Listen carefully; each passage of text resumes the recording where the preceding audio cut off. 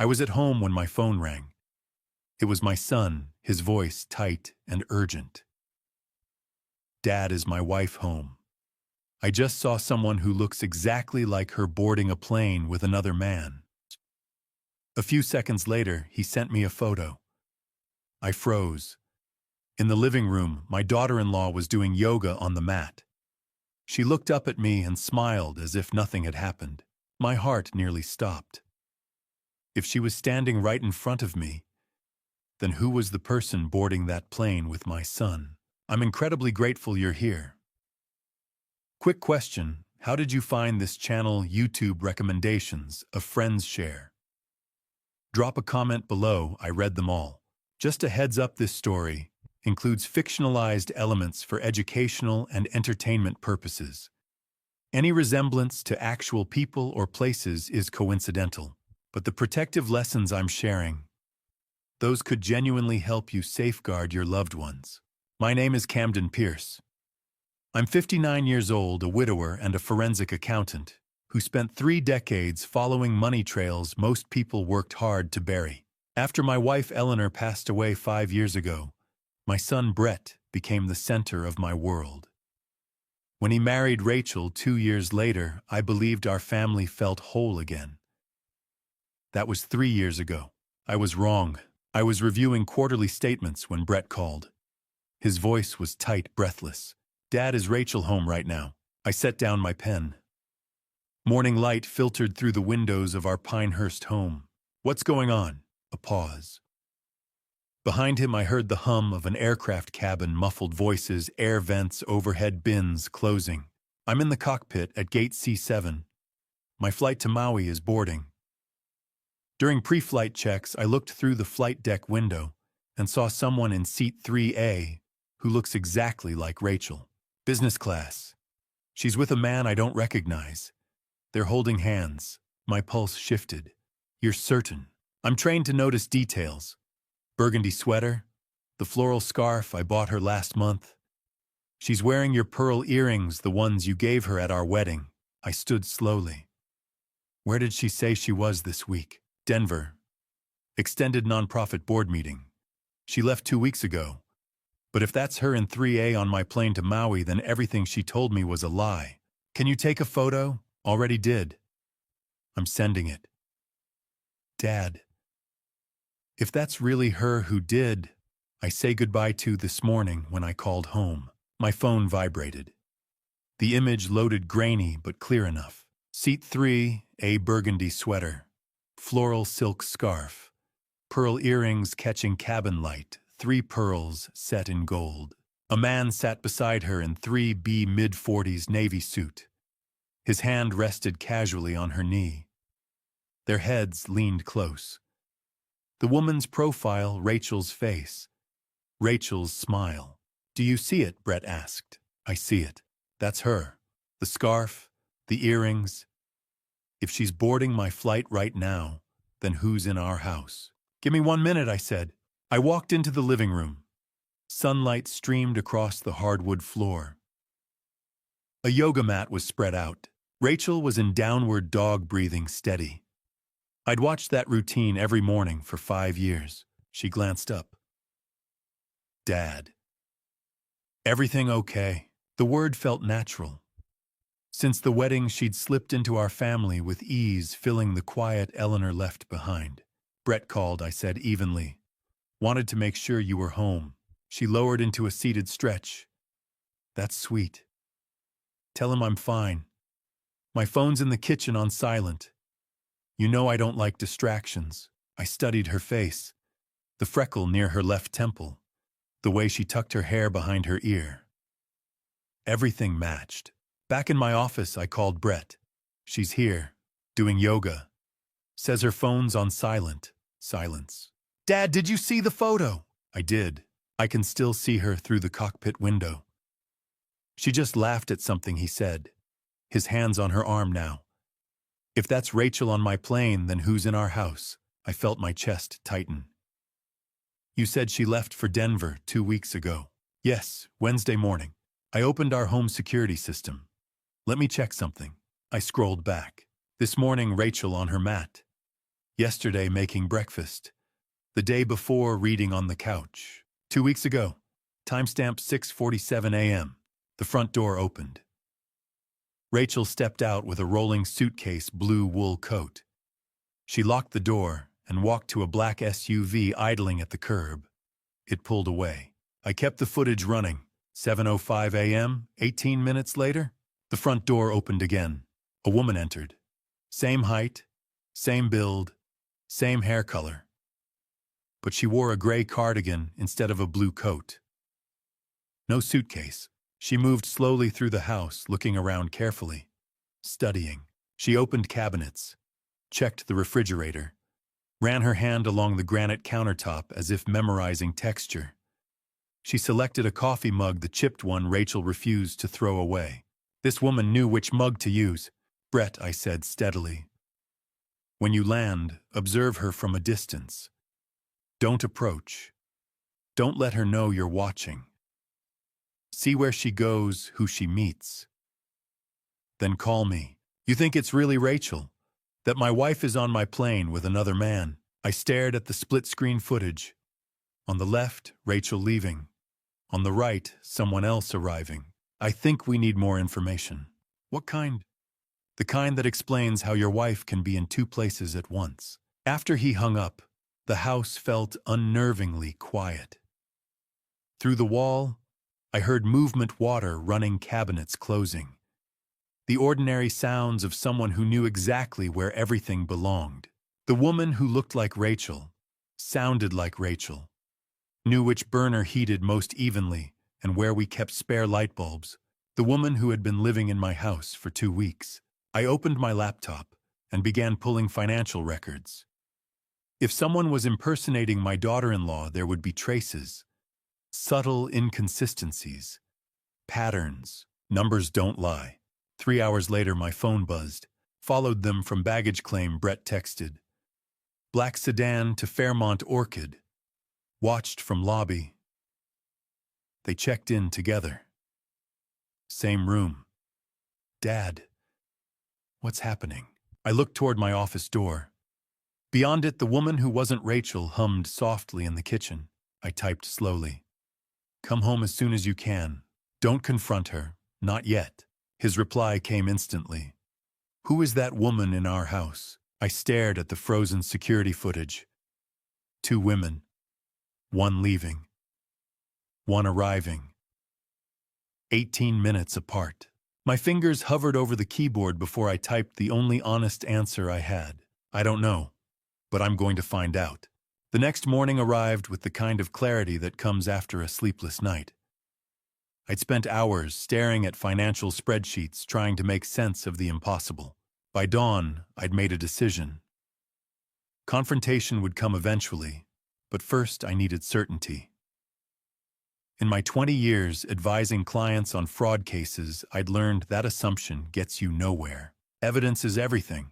I found her in the kitchen around 8 making breakfast. She moved with easy confidence, reaching for the coffee filters without hesitation, knowing exactly which cabinet held the good mugs. She'd mastered the choreography of our household perfectly. I poured myself coffee, watching her slice fruit. The morning light caught her profile, and for a moment the resemblance was so complete it made my chest ache. Except it wasn't Rachel. I knew that now with cold certainty. I kept my voice casual. Brett and Rachel's anniversary is coming up soon. Remember that dinner you two had in Portland? He mentioned wanting to go back to that restaurant. She looked up, knife paused mid-slice. Oh yes, that was lovely. The waterfront view was beautiful. Wrong.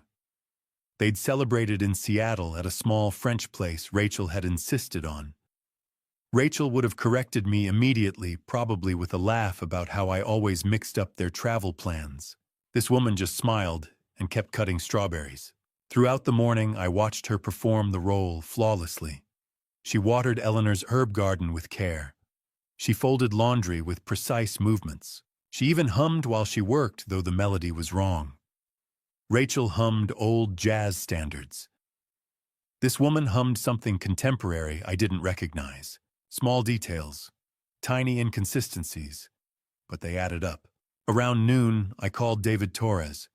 We'd worked together on several cases over the years. If anyone could trace digital footprints without raising alarms, it was David. I kept my voice low, standing in my office with the door closed. I need you to check something for me. Discreetly. My family accounts. I need to know if there's been any unusual access in the past few weeks. He didn't ask why. Give me an hour. While I waited, I made coffee. She appeared in the doorway watching me with that concerned expression Rachel often wore. You seem distracted today, Dad. Everything all right? I measured grounds carefully, not looking up. Just busy week ahead. You know how quarter end gets. She accepted this and returned to the living room. I watched her go, noting how she stirred her coffee. 2 quick circles, no tap on the rim. Rachel had a specific ritual. 3 circles clockwise, 2 taps with the spoon, then she'd set it down on the right side of her cup. Always, every single time for 5 years. This woman didn't know that. David called back within the hour. Camden, you were right to be concerned. There's a second device logged into your joint accounts. Has been for about 2 weeks. My hand tightened on the phone. Location: Maui. Someone's been monitoring all your financial activity. Bank accounts, credit cards, everything. They set up an email forwarding rule too. All correspondence from your financial institutions is being copied to an external address. I thought about the security footage. Rachel leaving at 6:47. This woman arriving at 7:05. 18 minutes to switch places, and in that time, someone had locked down their access to every account we shared. What else can you tell me? The sound of typing came through the line. Recent charges from Maui. Fairmont Orchid Resort, Tiffany and Company, Roy's Restaurant. Want me to keep going? No. My voice came out flat. That's enough. There's one more thing. Withdrawal pattern. Small amounts always under 10,000. 9,800 exactly, multiple times over the past 3 months. Classic structuring to avoid federal reporting requirements. Whoever was behind this understood financial regulations. They'd been planning this, carefully moving money in amounts that wouldn't trigger automatic alerts. Can you trace where the withdrawals went? Offshore accounts. I can dig deeper, but that takes time and leaves footprints. Do it, but carefully. After I hung up, I sat staring at my computer screen. The pieces were falling into place, forming a picture I didn't want to see. This wasn't simple deception. This was sophisticated fraud, the kind that required planning, coordination, and inside knowledge. I heard her moving around in the next room, humming that wrong melody. She'd been here for 2 weeks, living in our home, sleeping in our guest room, playing the role of daughter-in-law with practiced ease. And somewhere in Maui, someone had been watching through our accounts, monitoring every transaction, every email, every digital footprint we left. My phone buzzed. A text from David. Second device is actively monitoring right now. Whoever's on the other end, they're watching in real time. I looked at my closed office door. Thought about the woman on the other side moving through our house with confidence born from careful study. Thought about Rachel in Hawaii with a man whose name I didn't know. Thought about Brett coming home tomorrow, expecting to find his wife waiting for him. Instead, he'd find an actress who knew which mug to use but couldn't remember where they'd celebrated their anniversary. Another text arrived. You Camden, this is bigger than identity theft. The offshore accounts, the monitoring, the structuring, this is organized, professional. You need to be careful. I typed back slowly. Too late for careful. I'm already in it. His response came immediately. Then document everything. Because when this breaks open, you're going to need proof. I stood and walked to my office window. Outside, September, sunshine painted our neighborhood in shades of gold. The Sullivans were walking their dog. A delivery truck idled at the corner. Everything looked exactly as it should in a quiet Oregon suburb. But inside my house lived a stranger who poured coffee wrong, and somewhere in the Pacific, my daughter-in-law was checking into hotels with another man, while someone I'd never met watched our accounts and moved our money in carefully calculated increments. I thought about Eleanor, about how she used to tease me for seeing patterns in everything. Numbers, behaviors, inconsistencies. She'd called it my accountant brain, always looking for what didn't add up. Well, Eleanor, I thought, nothing adds up anymore. My phone buzzed one more time. David with a final message that made everything worse. Me on that second device in Maui. It's been logging in every 4 hours. Someone's checking constantly. They know you're home. They're watching you watch her.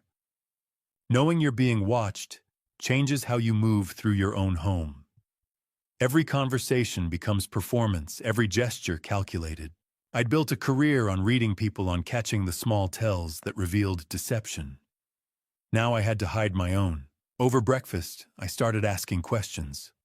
Nothing aggressive, just casual conversation between family members who'd known each other for years.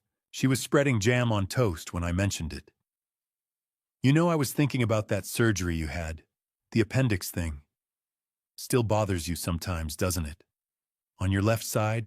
She nodded without looking up. Yeah, especially when the weather changes. Gets a little tender. I took a sip of coffee to hide my expression. Rachel's appendix scar ran along her right side. I'd seen it countless times. This woman had just agreed to pain on the wrong side of her body. I let the moment pass, filed it away with the other inconsistencies. Later that morning, I found her reading in the living room. She looked up when I entered, that practiced smile appearing instantly. Brett mentioned he's been craving your homemade apple pie lately, I said. The one with the cinnamon lattice crust. You should make it for him when he gets back. Her face lit up. What a sweet idea. I'll bake one this weekend. It's been too long since I made that recipe. Rachel had never baked in her life. She'd told me once, laughing, that her mother had tried to teach her and given up after the third kitchen fire. Rachel bought pies from the artisan bakery downtown, the one Eleanor used to love. But this woman had just committed to spending a weekend baking something Rachel couldn't make. That afternoon, I tried something different. I was in the kitchen when she walked through, heading toward the back patio with a watering can. I called after her casually. "Well, thanks, sweetheart. I appreciate you taking care of those herbs." She smiled and kept walking. Brett never called Rachel sweetheart. He'd called her sunshine since their first date. Rachel had told me the story half a dozen times, always with this soft expression that said the nickname still made her happy. The real Rachel would have paused, maybe corrected me gently, or made a joke about it. This woman didn't even notice she'd been called by the wrong endearment. My phone buzzed around 4, Brett checking in from Hawaii. They had dinner at Roy's last night. I managed to get a better look. The guy's wearing a name badge. Adrian. Looks corporate professional. They're not hiding anything. I called David immediately. "I need you to run a background check." Adrian probably connected to financial services somehow. His response came faster than I expected. "Already on it. Been digging since you mentioned the offshore accounts. This guy's interesting." Interesting how? Interesting like barely exists on paper. Employment history is thin, shows up connected to a couple of consulting firms that dissolved under questionable circumstances. No criminal record, but I found 2 civil cases that got settled quietly. Both involved fraud allegations. I felt something cold settle in my chest. What kind of fraud? Financial restructuring schemes. Targeting individuals, not corporations. Both cases involved significant asset transfers right before divorce proceedings. The pattern was becoming clearer. Rachel hadn't stumbled into some affair. This was planned, calculated, professional. After David hung up, I stood in my office thinking about where someone might hide something they wanted kept secret, but still needed to access occasionally. Rachel had claimed her old iPhone was dead, the screen shattered beyond repair.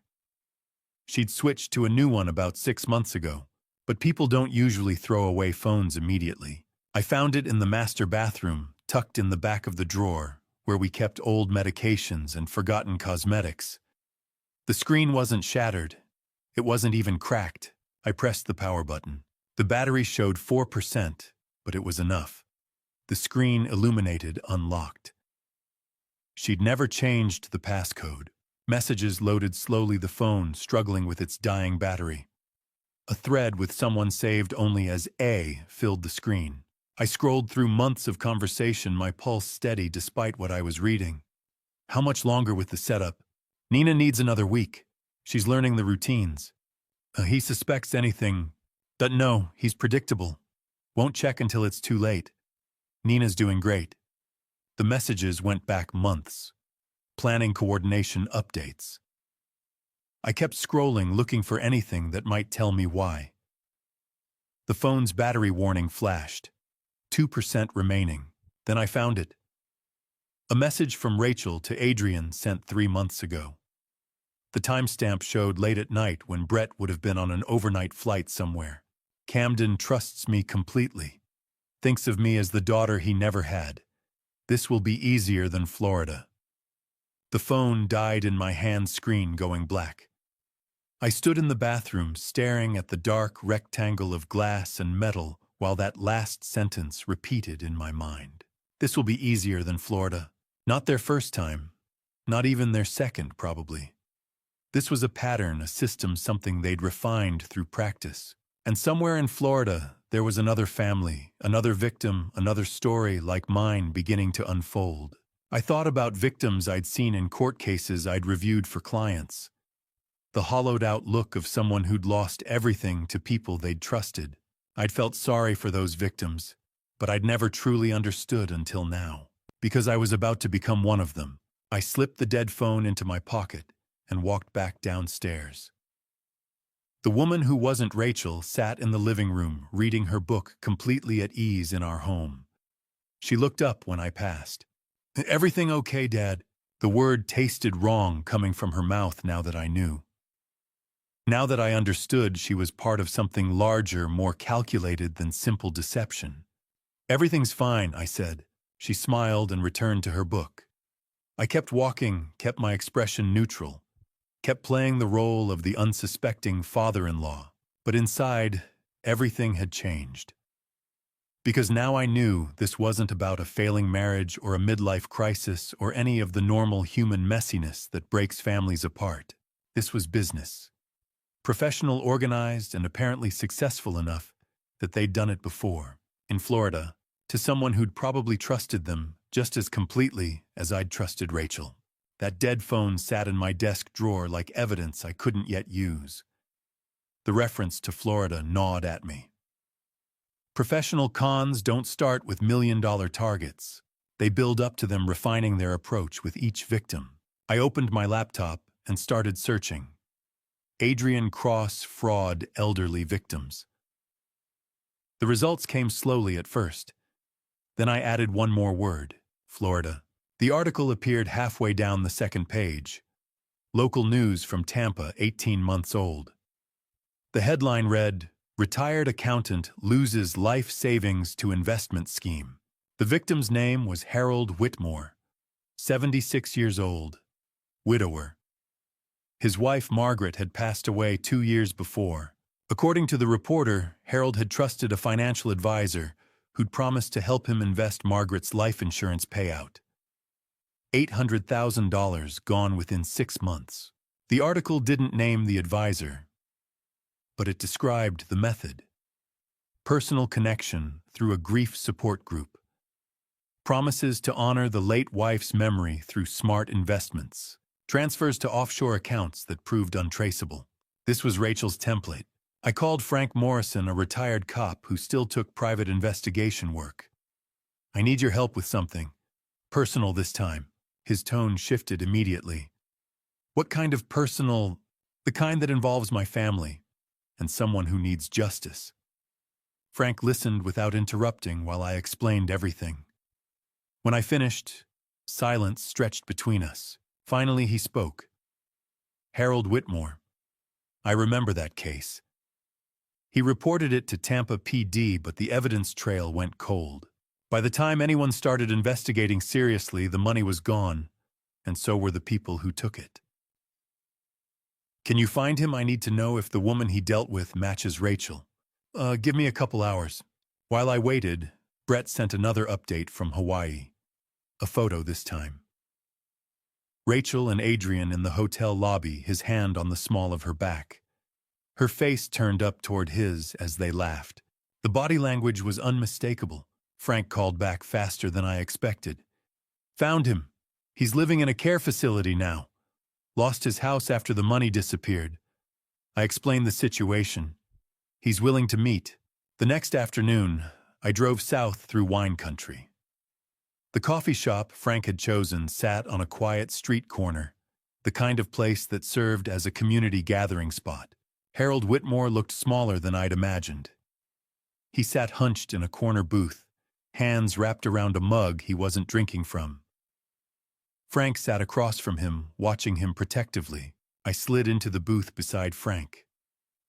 Harold looked up, and I saw the hollowed-out expression of someone who'd stopped trusting their own judgment. "Mr. Whitmore, I'm Camden Pierce. Thank you for agreeing to meet." His voice came out quiet, but steady. "Frank says you're dealing with the same people who took everything from me." I pulled out my phone and showed him the photo Brett had sent. "This woman. Have you seen her before?" Harold's hand shook as he reached for my phone. He stared at the image for a long moment, and I watched his face crumble. "That's her. She called herself Rachel then too. Came to my grief support group 3 months after Margaret died. Said she'd lost her mother to the same cancer that took my wife.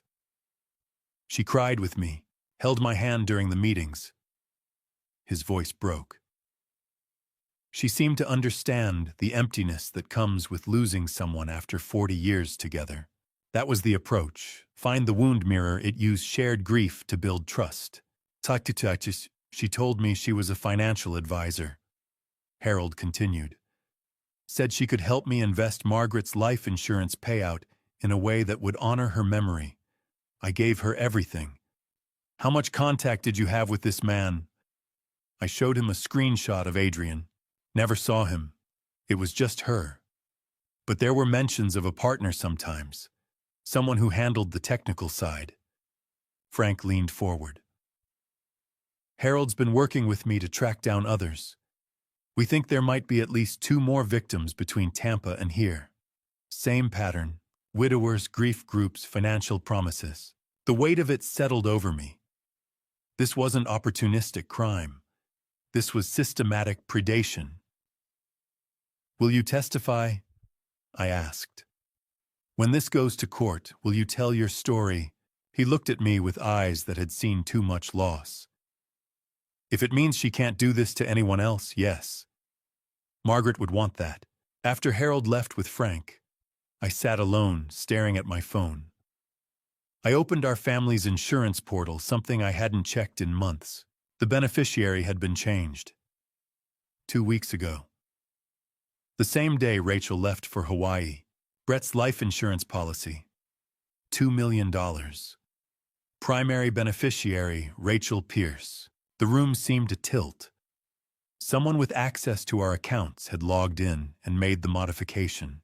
The digital signature matched Rachel's login credentials. I called Frank immediately. "It's worse than we thought. She changed the beneficiary on Brett's life insurance. $2 million. Frank, they're not just after our money." He understood immediately. "You think they're planning something for your son?" I looked out the window at the peaceful street. "I think my daughter-in-law married my son as part of a long-term con. I think she's been planning this for 5 years. And I think Harold Whitmore is proof that when they're done with someone, they don't just walk away. Camden, you need to go to the police. With what right now all I have is a pattern and a previous victim. I need more before I can prove anything. Then what are you going to do?" "I'm going to keep digging until I have enough evidence that no court can ignore it. Because Brett's coming home in 2 days. And when he walks through that door, I need to be ready to protect him from the woman he thinks is his wife." That evening, I was reviewing financial records in my office when I heard the sound of cabinet doors opening and closing in the kitchen. Then the clink of pots, the hiss of a gas burner igniting. I walked to the kitchen doorway. Nina stood at the stove, her back to me, stirring something in a saucepan. On the counter beside her, a carton of heavy cream, a stick of butter partially unwrapped, a wedge of Parmesan cheese. My chest tightened. She glanced over her shoulder and smiled. I thought I'd make us dinner tonight. You've been working so hard. Fettuccine Alfredo, one of my favorites. I stared at the cream, at the butter, at the cheese. Rachel would never have brought those items into this house. 2 years ago, Rachel nearly died in this kitchen. It was a Saturday morning. She had made herself a latte using a sample pack of flavored creamer someone had given her as a gift. Within minutes, her throat began to swell. Her face turned red, then pale. She clawed at her neck, gasping for air. I called 911 while Brett grabbed the epinephrine pen we kept in the bathroom cabinet. By the time the paramedics arrived, Rachel was on the floor, trembling and barely conscious. The doctor at the emergency room told us she had suffered anaphylactic shock, a severe dairy allergy. He said if we had waited even 2 more minutes, she might not have made it. After that day, everything changed. We cleared the house of all dairy products. No milk, no cheese, no butter, no cream. Rachel became obsessive about reading ingredient labels. She would check them twice, sometimes 3 times before eating anything. At restaurants, she always asked the server to confirm there was no dairy in her meal. She carried 2 epinephrine pens everywhere she went. Rachel had not allowed dairy in this house for 3 years. Yet here was Nina standing at the stove, stirring heavy cream into melted butter without a trace of concern. I kept my voice steady. "That smells good. Thanks," she said brightly. "It'll be ready in about 10 minutes." I returned to my office and sat down, my hands shaking. I pulled out my phone and opened a note. Test 1. She brought dairy into the house. Rachel would never do that. 10 minutes later, Nina called me to the table. 2 plates of fettuccine Alfredo sat waiting, the sauce thick and golden clinging to the noodles. The smell was rich, creamy, unmistakable. I sat across from her, fork in hand, watching closely. She picked up her fork and twirled a generous portion onto it. The creamy sauce clung to the noodles. She took a bite, chewed, and swallowed. No hesitation, no questions, no panic. I waited. She took another bite. Then another. She ate steadily, casually, as if this were any other meal. She even smiled at me between bites. "This turned out really well," she said. "I was worried I'd oversalt it." My chest tightened. I forced myself to take a small bite of my own pasta, though I barely tasted it. I watched her fork move from plate to mouth again and again. She ate half the plate before pausing to take a sip of water. Still no reaction. No rash, no swelling, no shortness of breath, no reaching for an epinephrine pen. Rachel would never have taken even 1 bite. She wouldn't have cooked it. She wouldn't have touched the cream. She wouldn't have allowed it in the house. I set my fork down carefully. My hands were trembling, but I kept my voice calm. "This is delicious. Thank you." She finished the rest of her meal without incident. When she was done, she stood and carried her plate to the sink, rinsing it off before placing it in the dishwasher. Then she turned back to me with that same easy smile. "I'm glad you liked it. I think I'll head up early tonight. I'm a little tired." I nodded. "Sure, get some rest." She disappeared upstairs, and I sat alone at the table, staring at the empty chair across from me. The woman in my house was not my daughter-in-law. I pulled out my phone and texted David Torres. She cooked and ate a full plate of Alfredo. No reaction. It's not her. His reply came within seconds. "I'm on my way. Don't do anything until I get there." David arrived 40 minutes later. I let him in through the side door, and we stood in the dim light of the kitchen, speaking in low voices. He carried a small black case with him, the kind of equipment bag a tech specialist would use. "I'm going to sweep the house," he said quietly. "If they're watching you, there's a good chance they've planted something." I nodded, my throat dry. David moved through the living room first, running a small handheld device along the walls behind picture frames under tables. I followed a few steps behind, my pulse hammering in my ears. It didn't take long. He found the first device behind a framed photo of Brett and Rachel on their wedding day. A tiny microphone no bigger than a shirt button tucked into the back of the frame. The second was in the kitchen, hidden inside the decorative bowl we kept on the counter. The third was upstairs in the bedroom behind the headboard. David held up the last device between his thumb and forefinger, his expression grim. "They've been listening to everything," he said. I felt the floor tilt beneath me. Every conversation, every phone call, every moment I thought I was alone. They knew I was watching her, and now they knew I knew. David's phone buzzed. He glanced at the screen, then looked up at me, his face pale. "Camden," he said quietly. "Brett just sent me a message. He says Rachel and Adrian checked out of the hotel early this morning. They're not in Hawaii anymore." My blood ran cold. "Where are they?" David's jaw tightened. He doesn't know. David arrived at 9 the next morning, carrying a leather tool bag and wearing a navy polo shirt with a small logo embroidered on the chest. To anyone watching, he looked like a contractor making a service call. I opened the door before he could knock. "Morning, Camden," he said, his voice loud enough to carry. "Got your message about the Wi-Fi acting up. Let's take a look." I nodded and stepped aside. Nina appeared in the hallway a moment later, wrapped in a cardigan, her hair pulled back in a loose ponytail. She looked tired, but her eyes were sharp. "Oh," she said, glancing at David. "I didn't know we were having someone over." "Just a quick fix," I said evenly. "David's helped me with tech issues before." She smiled, but it didn't reach her eyes.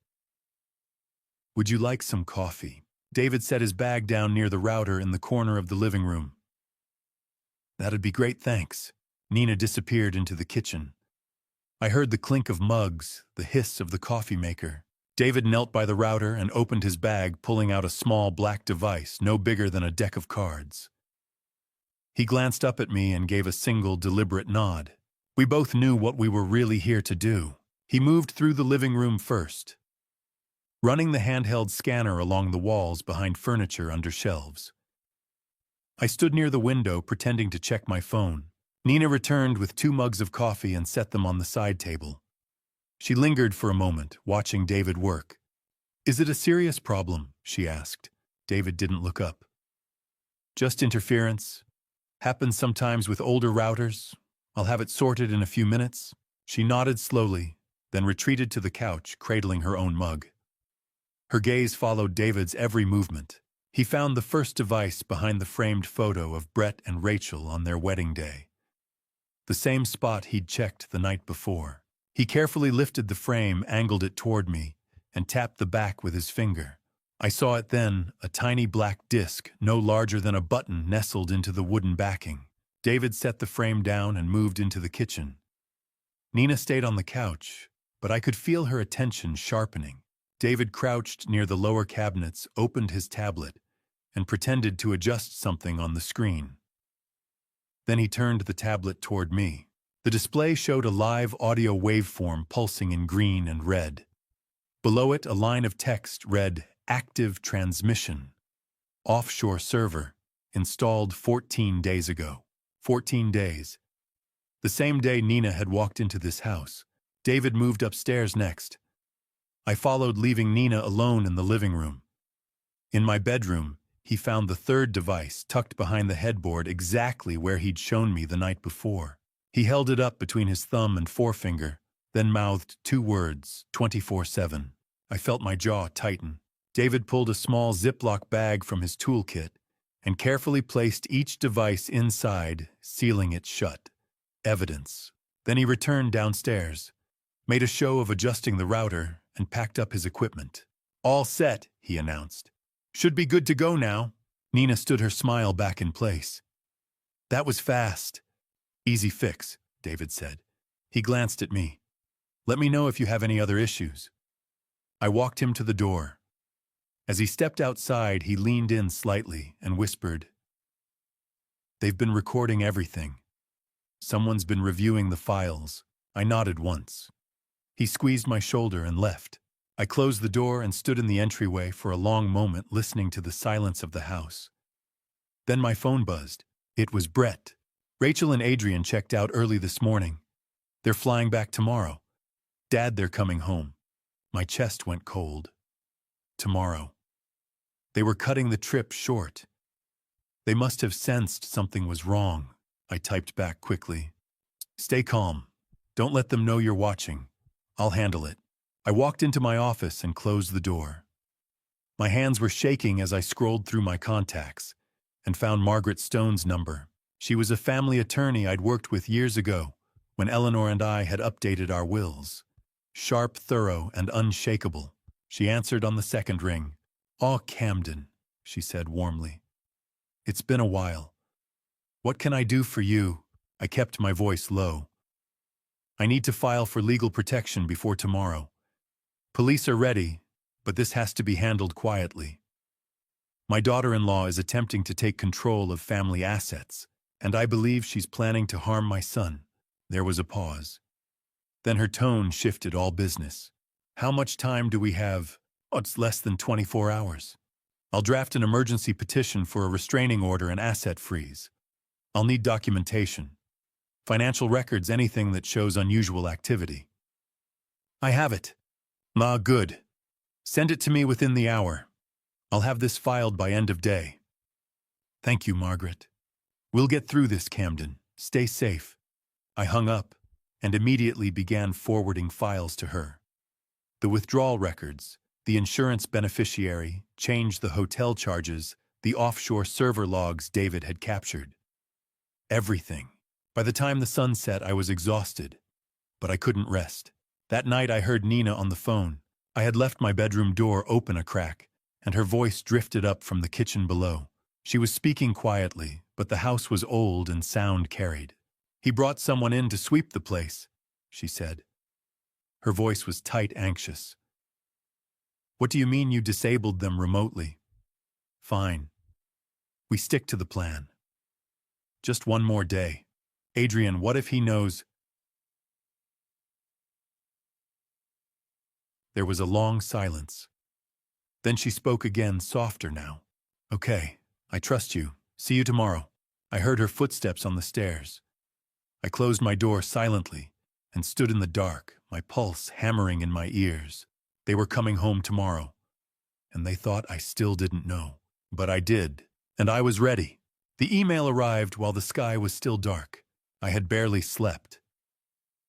My phone buzzed on the nightstand, and I reached for it instinctively, squinting at the screen. Frank Morrison. The timestamp read 6:47 in the morning. The subject line was simple: "You need to see this." I sat up and opened the attachment. It was a scanned document, official and cold in its precision. A birth certificate from Salem, Oregon, dated 28 years ago. Rachel Marie Henley, born at 3:21 in the morning. Nina Marie Henley, born at 3:48 in the morning. 27 minutes apart. Twins. I stared at the screen, my pulse thudding in my ears. The pieces fell into place with a sickening clarity. The identical faces, the mirrored mannerisms, the ease with which Nina had slipped into Rachel's life. They weren't strangers playing a part. They were sisters. Frank's email continued below the birth certificate, each line more damning than the last. Parents, Michael and Susan Henley, both deceased, killed in a car accident when the twins were 19. No other family. The girls had been on their own ever since. Rachel's employment history. A string of short-term positions, each one connected to an older man or a wealthy family. Personal assistant to a real estate developer in Scottsdale. Executive coordinator for a hedge fund manager in Tucson. Event planner for a retired tech executive in Boca Raton. None of the jobs lasted more than 18 months, and each one ended quietly with no forwarding information. Nina's history, acting classes in Portland, a few bit parts in local theater. Struggling, unemployed for the past 3 years, until 2 weeks ago. Then came the name I'd been dreading, Adrian Cross. Frank had traced him back 6 years. 6. That was 1 year before Rachel had met Brett. Adrian had a record fraud investigations in Arizona and Nevada, both cases dropped due to lack of evidence. 2 victims in Arizona, both elderly. Harold Whitmore in Florida, and now us. Frank's next paragraph made my chest tighten. Rachel met Brett 5 years ago at a charity gala in Portland. I checked the guest list. Adrian Cross was also in attendance, listed as a consultant for the event sponsor. The meeting wasn't accidental, Camden. It was orchestrated. I set the phone down and pressed my palms against my eyes. 5 years. Everything had been a lie from the very beginning. I remembered that night. Brett had come home glowing, telling me about the woman he'd met. She was kind, he said. She listened. She understood what it was like to lose someone. She had lost her parents young, just like he'd lost Eleanor. It had all been calculated. Frank's final note was the hardest to read. Rachel never loved your son. She studied him.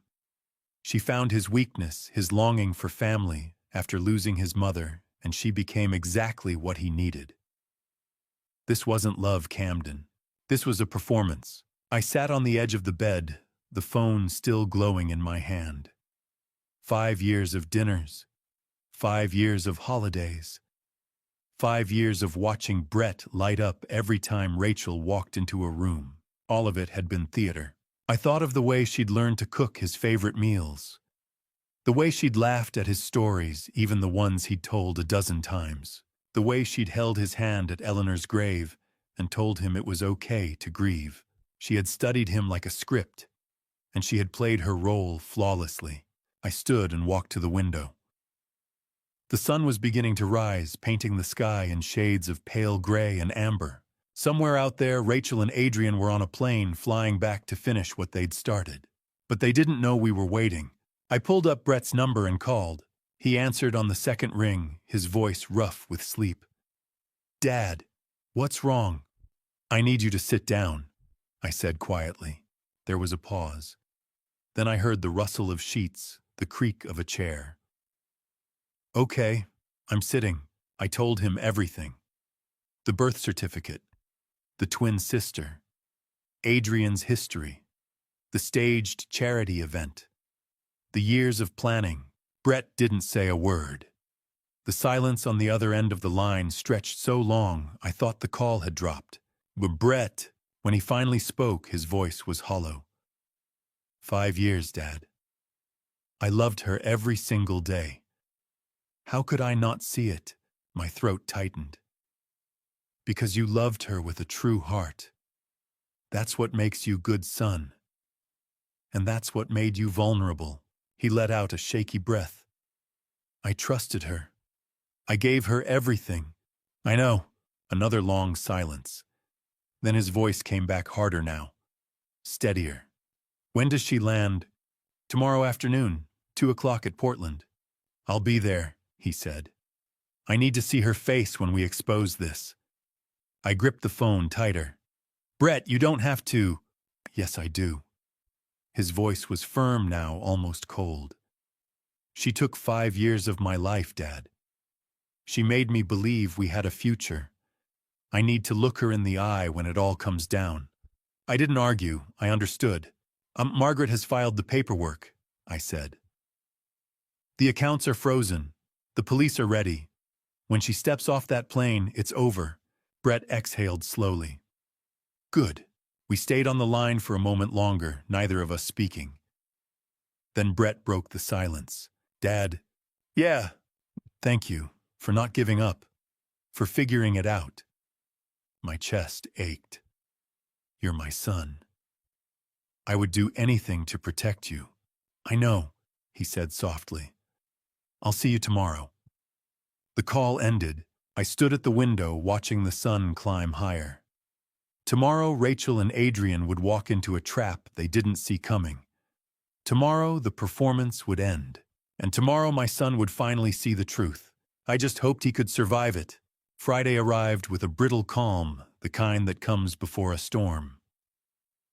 I woke early, dressed carefully, and made coffee in the kitchen as if it were any other morning. Nina was still asleep upstairs. I had to keep everything normal. just one more day. Margaret called at 8:15. It's done, she said, her voice crisp and efficient. The emergency orders were filed at 7 this morning.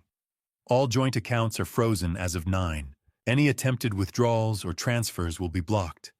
The beneficiary changes on Brett's life insurance have been reversed. If Rachel or Nina try to access anything, they'll be denied and flagged immediately. I gripped the phone tighter. What about the house? She's protected. I've also filed for a restraining order pending the outcome of tomorrow's confrontation.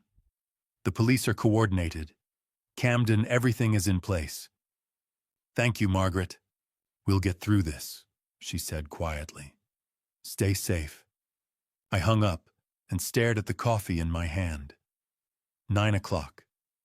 In less than an hour, every financial door Rachel had pried open would slam shut. David arrived just after 9:30 carrying 2 large equipment cases and wearing a plain gray jacket. He gave me a single nod as I let him in. Morning, he said, his voice low. I'm here to install the security upgrade we discussed. Nina appeared at the top of the stairs wrapped in a robe, her hair loose around her shoulders. Another technician. I kept my tone light. David's upgrading the cameras. With everything that's been happening lately, I want better coverage. She hesitated, then nodded slowly. Okay. I'll stay out of the way. She disappeared into the bedroom. David and I exchanged a glance. Over the next 2 hours, David moved through the house methodically, installing small, discrete cameras in the living room, kitchen, hallway, and entryway.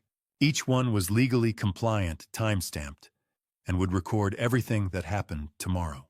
When he finished, he showed me the feed on his tablet. Every angle was covered. You'll have a complete record, he said quietly. Audio and video, admissible in court. I nodded. Good. He left through the side door and I was alone again. That afternoon, I drove to a small coffee shop in Newburgh, 20 minutes outside Pinehurst. Frank was already there, sitting in a corner booth with Harold Whitmore. Harold looked older than he had the last time I'd seen him. His hands trembled slightly as he held his mug of tea. His eyes were red-rimmed, hollowed by grief and exhaustion. I slid into the booth across from them and pulled out my phone. I opened the photo Brett had sent me from the plane, Rachel and Adrian sitting close together, her hand resting on his arm. I turned the screen toward Harold. Is this the woman who took your money? Harold leaned forward, squinting at the image. His face went pale. Then his jaw tightened and his hands clenched into fists. That's her, he said, his voice shaking. That's the woman who promised to honor Margaret through smart investments. She said she understood what it was like to lose someone. She said she could help me make Margaret's memory mean something. His voice cracked. She took everything. Tears rolled down his cheeks. Frank placed a hand on his shoulder.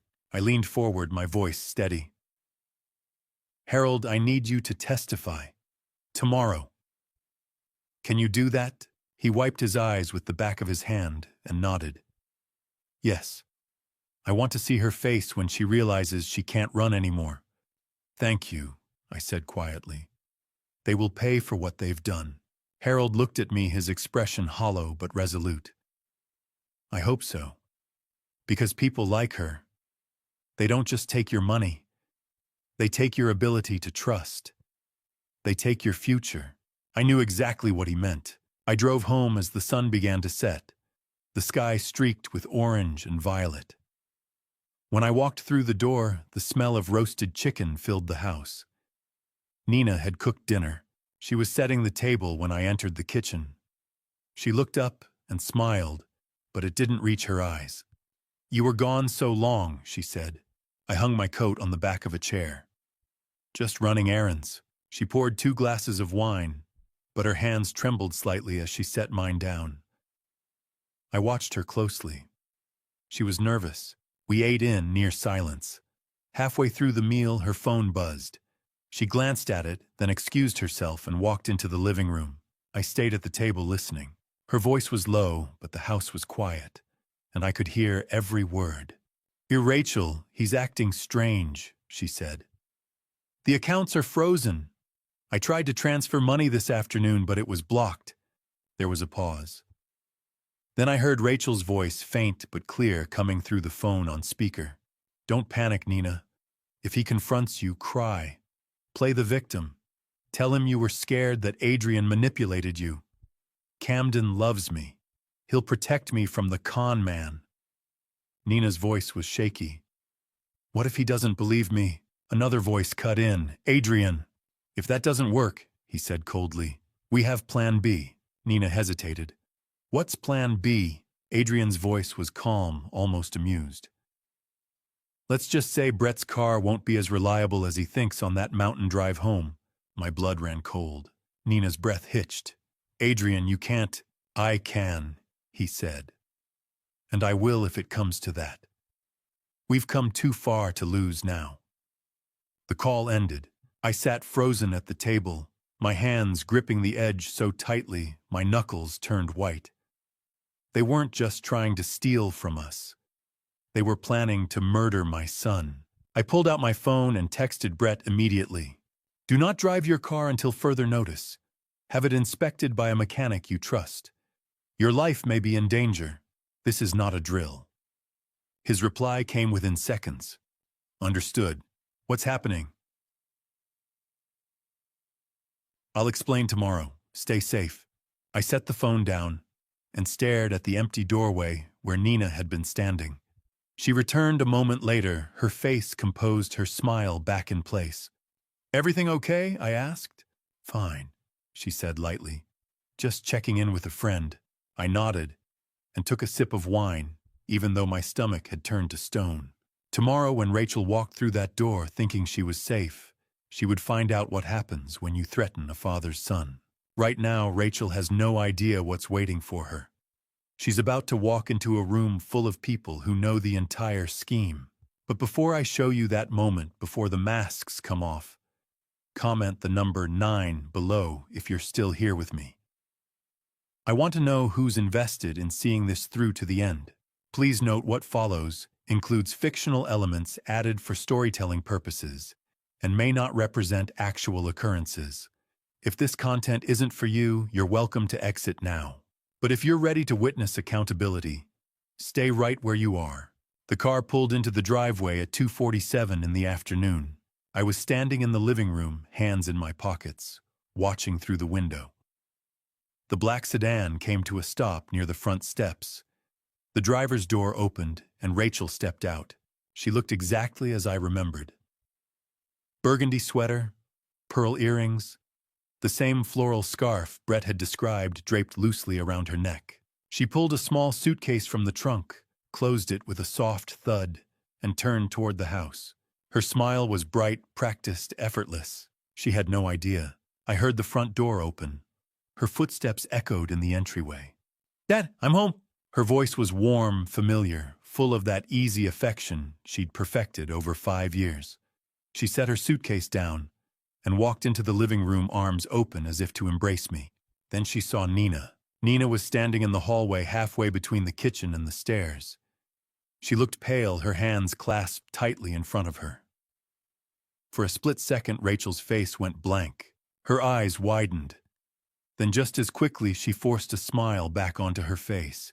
Minena, she said, her voice climbing an octave. What are you doing here? Nina opened her mouth, but no sound came out. Her eyes darted to me, then back to Rachel. Nina stammered. Rachel, he knows everything. Rachel's smile faltered. She turned to me slowly, her expression shifting from confusion to something harder. I didn't move. I kept my voice calm, steady. See that you weren't on a business trip, I said. That you were in Hawaii with Adrian Cross. That your sister has been living here for the past 2 weeks, impersonating you. The room went silent. Rachel stared at me, her jaw tight. Then she laughed. It was a short, forced sound, almost disbelieving. Dad, I don't know what Nina told you, but I know everything, Rachel. Her smile disappeared entirely. She took a step forward, her hands raised in a placating gesture. Tears began to well in her eyes. Dad, please, she said, her voice breaking. I can explain. Adrian was helping me investigate something. I didn't want to worry you or Brett, so I— Stop. My voice cut through the air like a blade. Rachel froze. Harold Whitmore, I said. Florida, $800,000. Should I continue? The tears vanished. Her face went cold, hard, empty. The mask was gone. You can't prove anything, she said quietly. I held her gaze. I don't have to. Harold will. Her jaw clenched. She was calculating now, searching for a way out. Then the front door opened again. Brett walked in. Rachel spun around, and for a moment I saw relief flash across her face. She stepped toward him, her expression softening, her hand reaching out. Brett, she said, her voice trembling. Thank God. Your father's lost his mind. He thinks Brett didn't move. His face was stone. I saw you, he said. Rachel stopped. What? In Hawaii, with him. Her mouth opened, but no sound came out. Brett's voice was low, cold, controlled. I was your pilot, Rachel. I saw you holding his hand, kissing him in the hotel lobby. Rachel's face drained of color. She took a step back, shaking her head. Brett, no, you don't understand. Don't, Brett said, his voice breaking slightly. Don't lie to me anymore.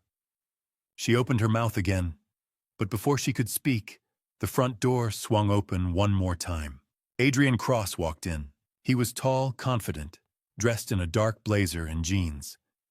He looked around the room with a casual arrogance, as if he owned the place. His eyes landed on me, and he smiled. Mr. Pierce, he said smoothly.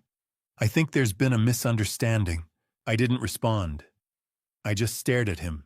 Adrian glanced at Rachel, then at Nina, then back to me. His smile didn't waver. Rachel and I have been working together on a financial consulting project, he said. If there's been any confusion about our relationship, I apologize. But I assure you, everything has been perfectly professional. I took a step forward. Is that what you told Harold Whitmore? Adrian's smile flickered. Just for a second. I don't know who that is, he said. Liar. The voice came from behind him. Adrian turned. Margaret Stone stood in the doorway, flanked by two police officers in uniform. Her expression was calm, but her eyes were sharp as steel. Adrian Cross. She said, her voice clear and measured. You're being summoned for questioning in multiple fraud investigations. Officers, please escort him. Adrian's face went rigid. He glanced at Rachel, then at the officers, then back to Margaret. I'm not going anywhere without a lawyer, he said. That's your right, Margaret replied. But you're going. The officers stepped forward. Adrian's arrogance cracked just slightly. He shot Rachel a look, but she didn't meet his eyes. She was staring at the floor, her hands trembling. Then another figure stepped through the doorway. Harold Whitmore. He was smaller than I remembered, bent slightly with age, but his eyes were sharp and unwavering. He walked slowly into the room, his cane tapping softly against the hardwood floor. Rachel's head snapped up. Her face went white. No, she whispered. You can't be here. Harold stopped a few feet away from her. He looked at her for a long moment, his expression unreadable.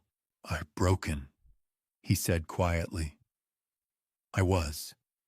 You did that to me. You took my wife's memory and turned it into a con. You made me feel like I had something to live for, and then you stole everything. Rachel's mouth opened, but no words came out. Harold's voice was steady, now stronger. But this man gave me something back. He looked at me. Justice. Rachel's knees buckled slightly. She caught herself on the arm of the couch, her breath coming in shallow gasps. Adrian was handcuffed, now being led toward the door. He glanced back at Rachel one last time, his face twisted in fury. You said this was foolproof, he hissed. Rachel didn't respond. She just stood there staring at Harold, her face hollow and pale. Margaret stepped forward, her voice calm and final. Rachel Pierce, you're being detained for questioning in connection with multiple counts of fraud, identity theft, and conspiracy. You have the right to remain silent. Rachel's eyes darted to Brett. To me, to Nina. Then slowly she sank onto the couch and buried her face in her hands. Margaret set her briefcase on the coffee table and opened it with a soft click. The room was silent except for the faint hum of the refrigerator in the kitchen. Rachel sat on the couch, her hands clenched in her lap. Nina stood near the window, trembling. Brett leaned against the doorframe, his arms crossed tightly over his chest. Adrian stood near the entryway, flanked by the two officers. Margaret pulled out a thick folder and set it on the table. She looked at Rachel, her expression calm and professional. "Let's go through this systematically," she said. She opened the folder and pulled out the first set of documents. Receipts, hotel invoices, credit card statements. Evidence 1, Margaret said.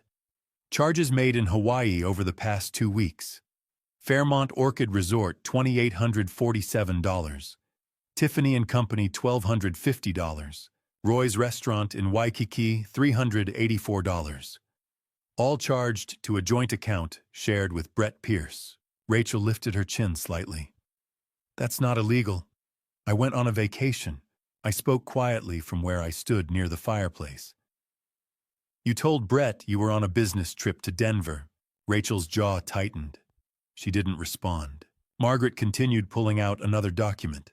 A life insurance policy. Evidence 2, she said. Brett Pierce's life insurance policy, $2 million. The beneficiary was changed 3 times over the past 6 months. First to Rachel Pierce, then to a shell company registered in Delaware under the name AC Holdings, then back to Rachel Pierce 2 weeks ago. Brett straightened. His face had gone pale. 3 times, Margaret nodded. The shell company is registered to Adrian Cross. Adrian's face remained expressionless, but I saw his jaw tighten. Margaret set the insurance documents aside and picked up a printed email log. She turned to David, who had been standing quietly near the kitchen. "Sister Torres," she said, "would you explain what you found?" David stepped forward, his tablet in hand. He held it up so everyone could see the screen. Lines of code, email forwarding rules, login timestamps. "This is Rachel's email account," David said. 2 weeks ago, she set up an automatic forwarding rule. Every email sent to Brett's personal and work accounts was copied to an offshore server. She's been monitoring your accounts, Brett. Every message, every transaction, everything. Brett's hands curled into fists. "You were spying on me." Rachel said nothing. She was staring at the floor now, her face pale and tight. Margaret pulled out another set of documents. A court transcript, a police report, a printed photograph. "Evidence 4, she said. "The testimony of Harold Whitmore." She turned to Harold, who was sitting in the chair by the window. He looked small, fragile, but his eyes were steady. "Mr. Whitmore," Margaret said gently, "would you tell us how you met Rachel?" Harold's voice was quiet, but it filled the room. "I met her at a grief support group in Tampa," he said. "My wife Margaret had just passed. I was alone. Lost. Rachel approached me after one of the meetings. She told me she understood what I was going through. She said she'd lost her mother to cancer." He paused, his hands trembling slightly on the armrest. "She held my hand. She cried with me. She told me there were ways to honor Margaret's memory. Smart investments, legacy funds. She introduced me to Adrian. They promised me my wife's life insurance would grow, that it would mean something." His voice broke. "They took $800,000. Everything Margaret left me. Everything." Rachel's face was stone. She didn't look at Harold. She didn't look at anyone. Margaret set the transcript down and picked up a printed screenshot. A text message. "The evidence 5, she said. A message from Rachel's old phone sent to Adrian Cross 3 months ago. She read aloud. "The old man is easy to read. Won't check until it's too late." Brett's breath hitched. I saw his hands shake. Then Nina spoke. Her voice was small, broken. "I'm sorry," she whispered. Everyone turned to look at her. She was crying now, tears streaming down her face. I didn't know she'd go this far, Nina said. I just wanted her to love me. She's my sister. She said she needed help. She said it was just for a few days. I didn't know about Brett, about the money, about any of it. Rachel's head snapped up. Her eyes went cold hard. Shut up, Nina. Nina shook her head, sobbing. I can't do this anymore. Rachel stood suddenly, her face twisted with fury. She lunged toward Nina, but Brett stepped between them, his hand out. Don't, he said, his voice low and dangerous. Rachel froze. She stared at Brett, her chest rising and falling rapidly. Then her expression shifted. The fury melted away, replaced by tears. Brett, she said, her voice breaking. Honey, please. I really loved you. We can fix this. We can... Stop. Brett's voice was cold, empty. 5 years, he said quietly.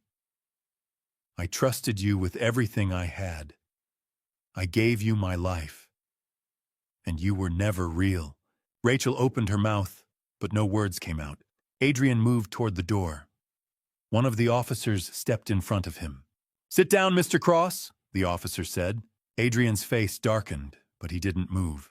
Margaret pulled out one final document. A printed request form, official, stamped. Evidence 6, she said. 3 weeks ago, a consulting firm called AC Holdings requested access to Brett Pierce's auto service records from Mountain View Auto Shop. The request was submitted 3 times over the past month. Brett's face went white. What? Margaret looked at him, her expression grave. They were trying to access your vehicle's service history, Brett. Maintenance logs, inspection schedules, records of when you have your car serviced. Brett staggered backward, his hand gripping the doorframe for support. They were going to sabotage my car, he whispered. Dad, they were planning to kill me. I stepped forward and placed a hand on his shoulder. My voice was steady, but my chest was tight with fury. Not anymore, I said. I turned to Margaret. She nodded and pulled out the insurance documents again, alongside the service request forms. She laid them side by side on the table. So this, she said, her voice calm and final, is conspiracy, fraud, and attempted murder. Rachel's face crumpled. She sank back onto the couch, her hands covering her face. Adrian said nothing. His jaw was clenched, his eyes fixed on the floor.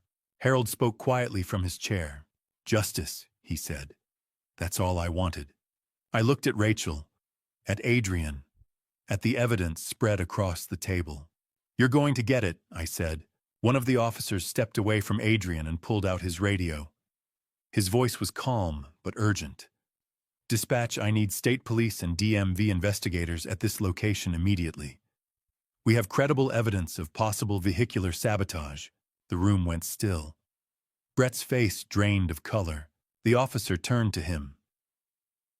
Sir, I need information about your vehicle and your regular service schedule. Brett's voice was hoarse. Toyota 4Runner. Silver. I have it serviced at Mountain View Auto Shop every month. I'm supposed to pick it up tomorrow morning after the brake check. The officer spoke into the radio again. Alert Mountain View Auto Shop on Highway 26. Do not release vehicle registered to Brett Pierce. Repeat, do not release vehicle. Suspected brake tampering. Margaret was already on her phone, pacing near the window. I need the State Police Traffic Crimes Unit. Now. Yes, this is an emergency. Brett turned to me, his eyes wide with shock. Dad, if I'd driven that car... I gripped his shoulder. You didn't. You're here. Nina was sobbing now, her hands covering her face. One of the officers stepped toward her. Ma'am, he said gently. Do you know who had access to the vehicle? Nina nodded, her voice breaking. Adrian has someone at the auto shop, someone who does the maintenance work. I didn't know what it was for. I swear I didn't know. Adrian just called him K. The officer wrote it down. Do you know his full name? Nina shook her head. No. I only heard Adrian on the phone once. He said Kay will handle the Tuesday appointment. Margaret finished her call and turned back to the room, her expression grim. State police are sending an investigator to the shop. They're pulling the service records now. Adrian had been silent this entire time, standing near the entryway with the second officer beside him. But now I saw his body tense. His eyes darted toward the door, toward the window, toward Rachel. He was looking for a way out. Mr. Cross. The officer said, his hand moving to his belt. Stay where you are. Adrian's jaw clenched. Then in one sudden motion he lunged toward Nina. He grabbed her from behind his arm, wrapping around her neck. She gasped, her hands clawing at his arm. Anyone moves, Adrian said, his voice low and dangerous, and I'll end her. Everyone froze. Brett took a step forward, but I grabbed his arm. The officer's hand hovered near his weapon, but he didn't draw it. Adrian's eyes locked onto Rachel. Keys. Rachel stared at him, her face pale. For a moment she hesitated. Then slowly she reached into her pocket and pulled out a set of car keys. She threw them to him. Adrian caught them with his free hand, his grip still tight around Nina's neck. Nina's face was red, her breathing shallow. The officer drew his weapon, now holding it steady. Mr. Cross, let her go. There's no way out of this. Adrian dragged Nina backward toward the door, using her as a shield. She whimpered, her feet stumbling over the threshold. Open the door, Adrian ordered. Rachel moved toward the door, her hands shaking. She pulled it open. Adrian stepped onto the porch, Nina still locked in his grip. The afternoon light spilled across them. He glanced toward the driveway where Rachel's car sat parked near the curb. Then he stopped. Frank Morrison was standing on the front steps, blocking the path to the car. His hands were in his pockets, his expression calm. Not smart, son, Frank said quietly. 3 patrol cars just pulled up. You're surrounded. Adrian's head snapped toward the street. The sound of sirens grew louder. Red and blue lights flashed through the trees. His breathing quickened. His eyes darted from Frank to the officers to the street. His grip on Nina tightened. For a moment I thought he might do it. I thought he might hurt her just to prove he still had control. I stepped forward slowly, my hands raised. Adrian, I said, my voice steady. It's over. Don't make this worse. Adrian's eyes met mine. They were wild, desperate. Worse, he said, his voice shaking. You have no idea what worse looks like. Nina's face was streaked with tears. Her voice was barely a whisper. Please, Adrian. Please. Adrian's grip loosened just slightly. I saw his chest rise and fall, his jaw working. Then Nina twisted hard and broke free. She stumbled forward, and Frank caught her, pulling her behind him. The officers moved immediately, weapons drawn. Adrian stood alone on the porch, his hands empty, his chest heaving. The sirens were deafening now. Patrol cars surrounded the house, officers stepping out with weapons raised. Adrian looked at them, then at me, then at Rachel, still standing in the doorway. Slowly he raised his hands. I want a deal, he said, his voice hoarse. I'll tell you everything. But I want a deal. One of the officers stepped forward and pulled Adrian's arms behind his back. The sound of the handcuffs clicking shut was sharp in the silence. You'll get your chance to talk, the officer said. Let's go. They led him down the steps past Frank, past the patrol cars. As Adrian passed me, he turned his head, his eyes locked onto mine. This isn't over, he hissed. Brett's voice cut through the air, cold and final. It is. Adrian was pushed into the back of a patrol car. The door slammed shut. The sirens faded as the car pulled away. I turned back to the house. Rachel was still standing in the doorway. Her face was blank empty. She looked at the spot where Adrian had been, then at Nina, who was sobbing in Frank's arms, then at Brett. She was alone now. No Adrian, no Nina, just the weight of everything she'd done. Brett walked toward her slowly. His face was hard, but his voice shook. You were going to kill me, he said. For what money? Rachel didn't answer. How long have you hated me? Brett asked quietly. Rachel looked at him for a long moment. Then for the first time, her mask fell away completely. Her voice was soft, almost detached. I never hated you, Brett. She paused. I just never loved you at all. Brett's face crumpled. He turned away, his hand covering his mouth. I stepped forward and placed a hand on his back. He didn't move. He just stood there, staring at the floor, as the truth settled over him like a weight he'd carry for the rest of his life. One of the officers stepped forward, pulling a small card from his pocket. He began to read. Do you have the right to remain silent? Anything you say can and will be used against you in a court of law. You have the right to an attorney. Rachel waved her hand dismissively. What's the point? You have all the evidence. The officer paused, then pocketed the card. He looked at her carefully. Do you wish to make a statement? Rachel didn't answer. She was staring at the floor, her hands folded in her lap. Brett stepped forward. His voice was hoarse but steady. I want to know why, he said. I deserve to know. Rachel looked up at him. For a moment, her expression was unreadable. Then slowly she spoke. I met Adrian 6 years ago, she said quietly. I was 21, broke, angry. He taught me how to survive, how to identify men with money, how to make them trust me, how to take what I needed and disappear. Brett's jaw tightened, but he didn't interrupt. The plan was simple, Rachel continued. 6 months, get close to you, drain your accounts, leave. I felt my chest tighten. 6 months. That was all Brett had been worth to her. Rachel's voice softened just slightly. But then I met you, Camden. She looked at me, and for a moment I saw something that might have been regret. You were so kind, she said. You welcomed me like a daughter. You were so lonely after Eleanor. And Brett. She paused. Brett loved me so genuinely. It was overwhelming. Brett's hands clenched into fists. So you stayed, Rachel nodded. I convinced Adrian. I told him why take tens of thousands when we could take millions, play the long game. Marry Brett. Wait for the inheritance. My stomach turned. Every dinner, every holiday, every moment I'd thought we were building a family, it had all been part of a strategy. But then you started updating your will. Rachel said, her eyes still on me. You restructured everything, set up trusts, made it so a divorce couldn't touch any of it. I had.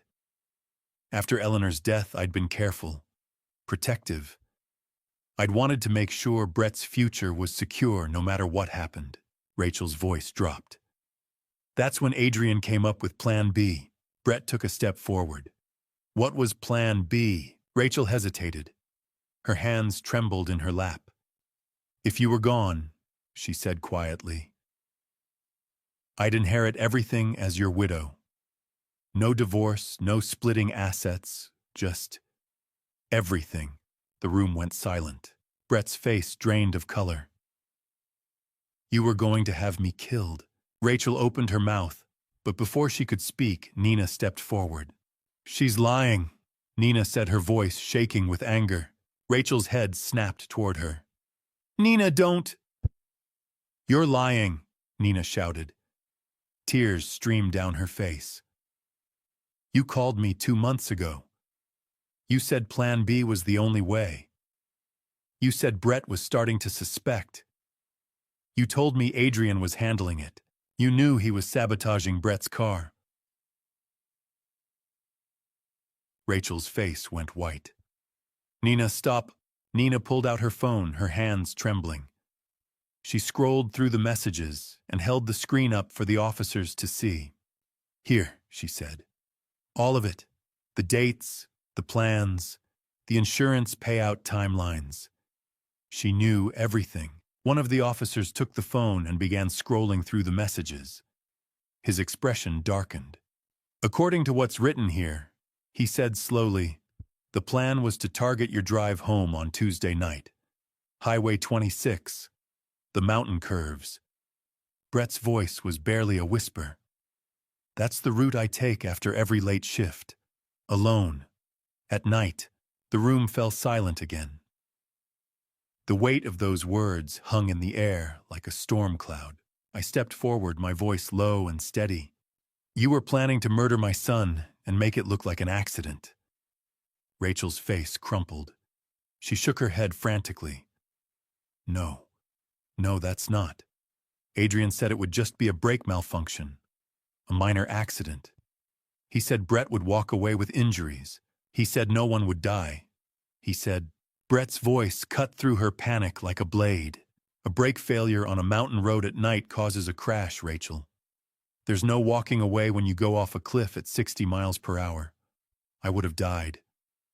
Rachel stared at him, her breathing shallow. Slowly, the reality of what she'd been part of seemed to settle over her. Her hands covered her mouth. Her eyes filled with tears. I didn't think... You didn't care, Brett said quietly. Rachel's shoulders shook. She buried her face in her hands, sobbing. The officer stepped forward, pulling out a pair of handcuffs. Rachel Pierce. He said, his voice formal and final. You're under arrest for conspiracy to commit murder fraud and conspiracy to commit vehicular homicide. Rachel didn't resist. She just sat there, her face in her hands, as the officer pulled her arms behind her back. The sound of the handcuffs clicking shut echoed through the room. As they lifted her to her feet, she turned to me. Her face was streaked with tears, her eyes red and desperate. Dad, she whispered. Please. My throat tightened. I wanted to look away, but I couldn't. Don't call me that. I said, my voice barely above a whisper. You were never my daughter. Rachel's face crumpled. The officers led her toward the door. She didn't look back. When the door closed behind her, the silence that followed felt heavier than anything I'd ever known. Nina stood near the window, her arms wrapped around herself. She was crying quietly, her shoulders trembling. Brett walked over to her slowly. His face was hollow, exhausted. Why did you do it? He asked quietly. Nina looked up at him, her eyes red and swollen. Because she's my sister, she whispered. I thought family meant you do anything for each other. I didn't understand that family also means stopping each other from becoming monsters. Brett didn't respond. He just stood there staring at her, his expression unreadable. I walked to the window and looked out at the empty driveway. The patrol cars were gone. The sirens had faded. The house was quiet again, but nothing would ever be the same. I placed a hand on Brett's shoulder. He didn't move. He just stood there, staring at the floor, carrying the weight of everything that had been taken from him. And I knew in that moment that healing from this would take longer than any of us were ready for. Before I reveal who had access to Brett's vehicle and nearly caused his death comment, who, if you're still here. Keep in mind, parts of this story are fictionalized for impact and education. If you want to stop before the climax, now's your chance. Otherwise, stay with me, you're about to learn the identity of the inside man. My phone rang at 6 in the morning. I hadn't slept. I'd spent the night sitting in the living room, staring at the empty space where Rachel had stood just hours before. The house felt hollow, like something vital had been carved out of it. I answered on the second ring. Sketika. Camden, it's Margaret. Her voice was sharp alert. State police traced the service records to a man named Kevin Russo. He's been a mechanic at Mountain View Auto Shop for 18 years. Clean record until 18 months ago. I sat up straighter. What happened 18 months ago? His wife died. Cancer. Medical debt came to $250,000. My chest tightened. Adrian found another widower. Margaret's voice was grim. It looks that way. Police want to bring him in this morning. They're asking if you and Brett want to be there. I didn't hesitate. Yes. 2 hours later, Brett and I stood in a small conference room at the Mountain View Auto Shop. The walls were gray, the table scratched and worn. Across from us sat Detective Sarah Coleman from the state police, a woman in her mid-40s with sharp eyes and a no-nonsense demeanor. David was there too, his laptop open in front of him. "We've frozen Russo's access to the shop system," Detective Coleman said. "He doesn't know he's been exposed." Brett's face was pale. "Kevin Russo, I've been bringing my car to him for 4 years. He just did my last brake inspection." David turned his laptop around. The screen showed a long thread of encrypted messages between a number registered to Adrian Cross and another number traced to Kevin Russo. The messages spanned 10 months. David scrolled through them. How much longer? His schedule changed. "Tuesday appointment confirmed. I'll handle the service." Brett leaned forward reading the messages. His face went white. He was going to do the brake work himself, sign off on the car he'd sabotaged. Detective Coleman's jaw tightened. "Where is Russo now?" One of the officers standing near the door checked his radio. "His shift starts in 20 minutes. We waited. At 8:47, Kevin Russo walked into the shop office carrying a metal lunchbox. He looked tired, his shoulders slumped, his face lined with exhaustion. He set the lunchbox down on a desk and reached for his clipboard. Then he saw us, his face drained of color. He froze. "What's going on?" he asked slowly. Detective Coleman stepped forward. "Mr. Russo, we need to talk about your communications with Adrian Cross." Russo's eyes darted toward the door. He took a step back, but 2 officers moved in, blocking his path. "I didn't do anything," he said, his voice shaking. David stood and held up his laptop. "We have every message, every login, every falsified service invoice. You've been working with Adrian Cross for 10 months. Russo's hands trembled. He looked at Brett, and for a moment I saw something break in his expression. Guilt. Shame. Brett stood slowly. His voice was low-controlled, but it shook with barely restrained anger. "You were going to sabotage my car," he said. "You were going to kill me." Russo shook his head frantically. "No. No, Adrian said it would just be a minor accident. He said you'd walk away with injuries. He said it was just insurance fraud, that's all." I stepped forward. "Adrian lied. Brake failure on Highway 26 at night means you go off a cliff. You know that." Russo's knees buckled. He sank into the nearest chair, his head in his hands. "Oh, God," he whispered. "Carla, my wife. Those bills. I lost everything. The house, the savings, everything. Adrian found me at a grief support group. He said he could help. He said it was just paperwork, just numbers. No one would get hurt." His voice cracked. He was crying now, his shoulders shaking. "She was sick for 2 years," he said. "The treatments didn't work. The insurance didn't cover half of it. I watched her waste away, and I couldn't do anything. When she died, I had nothing left." Adrian said he understood. He said he'd been through it too. Brett's fists clenched at his sides. I could see him struggling, torn between anger and pity. "You trusted a con man over your own conscience," Brett said quietly. Russo looked up at him, his face streaked with tears. I didn't know it would." Detective Coleman nodded to the officers. "Show us the vehicle." We walked across the lot to the service bay. The morning air was cold, the sky a pale gray. Inside the bay, Brett's silver Toyota 4Runner sat on the lift under bright floodlights. Russo led us to the undercarriage. He pointed to the brake lines near the rear axle. "To here," he said, his voice hollow. "I cut the lines, just deep enough to cause a slow leak. When you checked the brakes in town, they'd feel normal. But after 20 minutes of mountain driving downhill on Highway 26, they'd fail completely." Brett's voice was barely audible. "Tuesday night, when I drive home alone, exhausted." Russo nodded. "One sharp curve. It would look like you fell asleep at the wheel. Detective Coleman motioned to the officers. Mr. Russo, you're under arrest for conspiracy to commit murder, attempted vehicular homicide, and fraud. The officers pulled Russo's arms behind his back.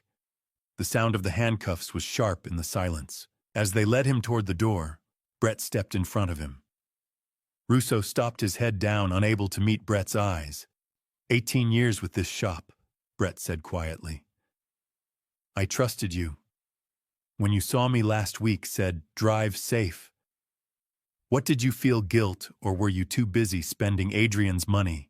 Russo didn't answer. He just stood there, his face hollow and broken. They led him away. David walked over to me, his expression grim. Adrian's lawyer reached out an hour ago. Wants a deal. He says he'll give up the full list of accomplices, not just Kevin. He claims there are 5 others across 3 different schemes. My blood went cold. 5 others, David nodded. This is bigger than we thought. Detective Coleman's phone rang. She answered, listened, and her face went rigid. What? She said sharply. When? She hung up and turned to me, her expression dark. Adrian Cross didn't make it to county jail. The transport vehicle was in an accident. The driver's fine. But Adrian escaped. The room went silent. My phone buzzed. I pulled it out. A message from an unknown number.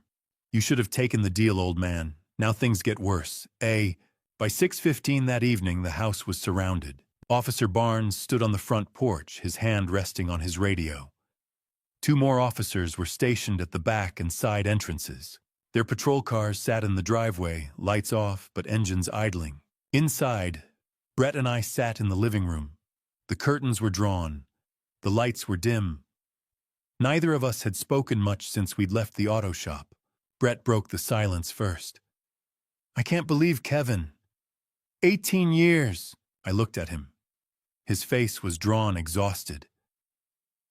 Adrian finds vulnerable people, widowers like Kevin, like Harold, like me 8 years ago. Brett's jaw tightened. He almost succeeded. I nodded. Almost. At 7:30, the lights flickered. Brett looked up. Power surge. I frowned. It's not storming. Officer Barnes's voice crackled through the radio on the table. Movement. East perimeter. I stood moving toward the window. Brett followed. Through the gap in the curtains, I saw a figure approaching from the tree line. Small, slender, familiar. Rachel. Officer Barnes stepped into her path, his hand on his weapon. Ma'am, you're supposed to be in custody. Rachel stopped, her hands raised slightly. I posted bail. I have a right to be here. Brett's face went pale. She what? I grabbed my phone and called Margaret. She answered immediately. How is Rachel out? I asked. Margaret's voice was tight. Her lawyer filed for bail this afternoon.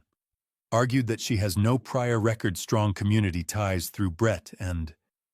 She paused. She claimed she's pregnant. My blood ran cold. Pregnant. The judge set bail at $500,000. She posted it 2 hours ago. I hung up and turned to Officer Barnes through the open door. Don't let her in. Rachel's voice rose sharp and desperate. Brett, I need to talk to you. I'm pregnant. Brett froze. His face went from pale to white. Don't, I said quietly. But he was already moving toward the door. He opened it, stepping onto the porch despite my objection. Rachel's face was streaked with tears. 8 weeks. It's yours, Brett. Our baby. Brett stared at her, his expression unreadable. You're lying. Rachel pulled a folded piece of paper from her pocket and held it out.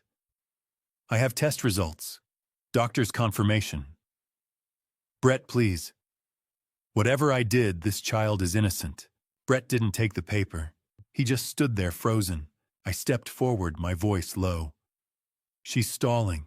This is a distraction. Rachel's eyes flicked to me, then back to Brett. I'm not... The sound of splintering wood cut her off. The back door burst open. Adrian Cross exploded into the house, holding a crowbar. His face was wild, his eyes bloodshot, his clothes torn and muddy. Officer Barnes drew his weapon. Drop it! Adrian didn't drop it. He swung the crowbar in a wide arc, forcing Barnes back. Then he turned and stood between Brett and me, his chest heaving. "Nobody moves," he said. Rachel stepped into the doorway, her face pale. "Adrian, what are you doing?" Adrian's eyes burned with fury. "What you didn't have the guts to do. Ending this." I kept my voice steady. "You're surrounded. There's no way out." Adrian's smile was sharp broken. "I don't need an escape. I need a hostage." He lunged toward Brett. Brett dodged, grabbing a wooden chair and holding it between them like a shield. Adrian swung the crowbar, but his footing slipped on the hardwood floor. I grabbed the nearest heavy object, a thick hardcover book from the side table, and hurled it at Adrian's hand. It hit him square on the wrist. The crowbar clattered to the floor. Brett tackled him. They hit the ground hard, and Officer Barnes rushed in with the other 2 officers.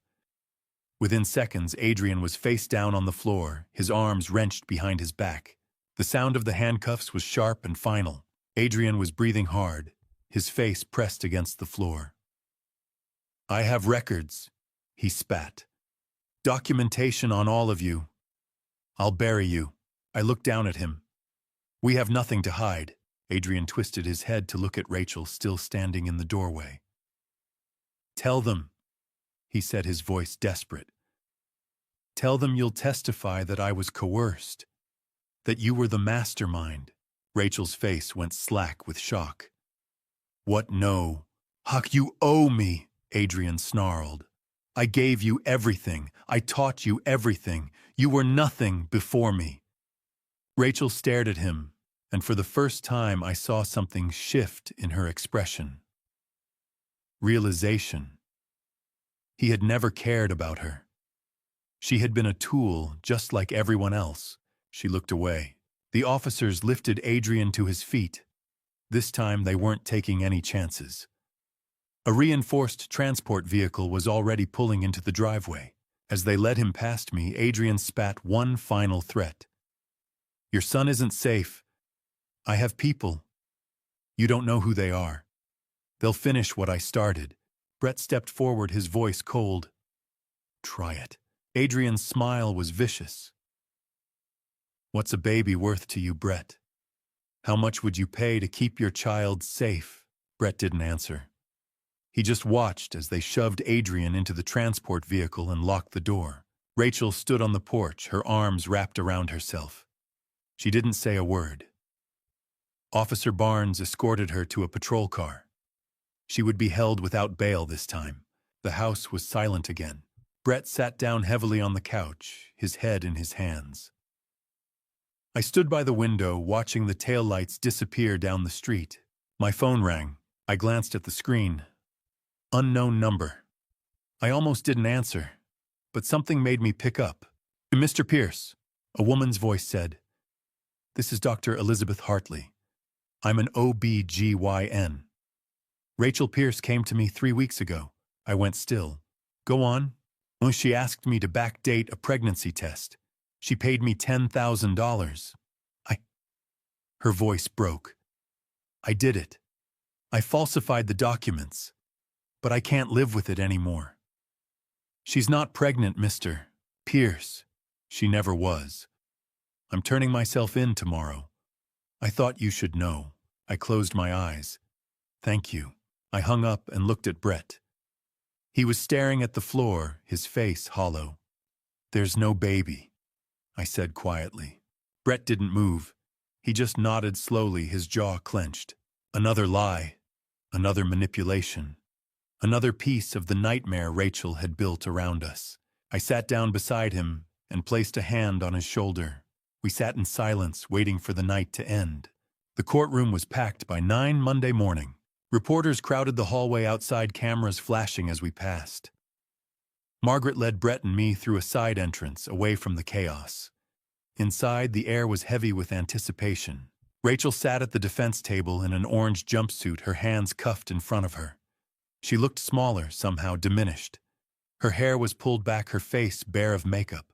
She didn't look at us. Adrian was in a separate holding area visible through reinforced glass. 2 armed guards stood on either side of him. His face was bruised from the struggle at the house, his expression cold and empty. Judge Catherine Reeves entered, and the room rose. She was a woman in her early 60s, sharp-eyed and no-nonsense. She took her seat and gestured for everyone to sit. "We're here for the arraignment of Rachel Marie Pierce and Adrian Michael Cross," she said, "for multiple charges, including fraud, conspiracy, identity theft, and conspiracy to commit murder via vehicular sabotage." Prosecutor Sarah Mitchell stood. "Your Honor, the prosecution requests remand without bail for both defendants. Mr. Cross escaped custody during transport. Mrs. Pierce used falsified medical documents to obtain bail. Both posed significant flight risks." Rachel's public defender stood a young man in an ill-fitting suit. "Your Honor, Ms. Pierce has no prior criminal record. She has strong community ties through her husband." Brett's voice cut through the courtroom from the gallery. "Ex-husband." The lawyer hesitated, then continued. "She is also pregnant. Detention poses medical risks." Prosecutor Mitchell stood sharply. "Objection, Your Honor. The defense has provided no verified medical evidence. We believe the documentation was falsified." Judge Reeves frowned. "Does the prosecution have evidence of this?" "We do, Your Honor. We'd like to call Dr. Elizabeth Hartley." A woman in her 50s stepped forward from the gallery. She was sworn in her hand, trembling as she raised it. "Dr. Hartley." Prosecutor Mitchell said, "Did Rachel Pierce come to you 3 weeks ago?" "Yes," Dr. Hartley said quietly. "And what did she ask you to do?" Dr. Hartley's voice shook. "She asked me to create backdated pregnancy test results. She gave me $10,000 in cash. I never performed any actual pregnancy test on her. She is not pregnant. I fabricated documents stating she was 8 weeks pregnant. I have since destroyed those documents, and am turning myself in for fraud." The courtroom erupted. Rachel shot to her feet, her face twisted with fury. "She's lying. I am pregnant, Brett, you know." Judge Reeves banged her gavel. "Ms. Pierce, sit down, or you will be removed from this courtroom." Rachel sank back into her chair, her chest heaving. Judge Reeves turned to Dr. Hartley. "Thank you for your testimony, Doctor. This court orders an immediate medical examination by a court-appointed physician. Results will be sealed until verified." She turned to the prosecutor. "Continue." Prosecutor Mitchell nodded. "The prosecution calls Harold Whitmore." Harold walked slowly to the stand. He looked frail, his hands trembling as he gripped the rail, but his eyes were steady. "Mr. Whitmore." Prosecutor Mitchell said gently, "Do you see the woman who defrauded you in this courtroom?" Harold pointed at Rachel. "That's her. Can you tell the court how you met her?" Harold's voice was quiet, but clear. "She came to a grief support group in Tampa. My wife Margaret had just passed. Rachel told me she'd lost her mother to cancer. She cried with me. She looked so kind. She said she was a financial advisor. She could help me invest Margaret's life insurance. Honor her memory through smart investments." His voice broke. "I trusted her. She took $800,000. Everything Margaret and I saved over 40 years. I had to sell our house. I'm in assisted living now. It's all gone." He looked directly at Rachel. "You held my hand. You told me you understood. But you didn't. You stole my wife's memory." Rachel looked away. Prosecutor Mitchell called Nina Henley next. Nina walked to the stand slowly, her eyes fixed on the floor. She didn't look at Rachel. "Ms. Henley," the prosecutor said, "did you impersonate your sister at the Pierce home for 2 weeks?" Nina nodded. "Yes. Rachel asked me to. I didn't know about the plan to kill Brett. Not at first. I found out during the confrontation. They were planning to sabotage his car, cut the brake lines, make it look like an accident on the mountain road. Are you willing to testify against your sister?" Nina's voice was barely a whisper. "Yes. What she did to Harold, to Camden, to Brett. It's unforgivable." Rachel stood again, her face red with rage. "You're dead to me." Nina finally looked at her. I've been dead to you for years. I just didn't know it. Judge Reeves banged her gavel again. Ms. Pierce, one more outburst, and you will be removed. Rachel sat her jaw clenched. Judge Reeves turned to face both defendants. Her voice was cold and final. I have presided over fraud cases for 18 years. This is one of the most cruel and calculated conspiracies I have ever encountered. Miss Pierce, you weaponized grief. You targeted widowers, vulnerable people, including your own father-in-law. She turned to Adrian.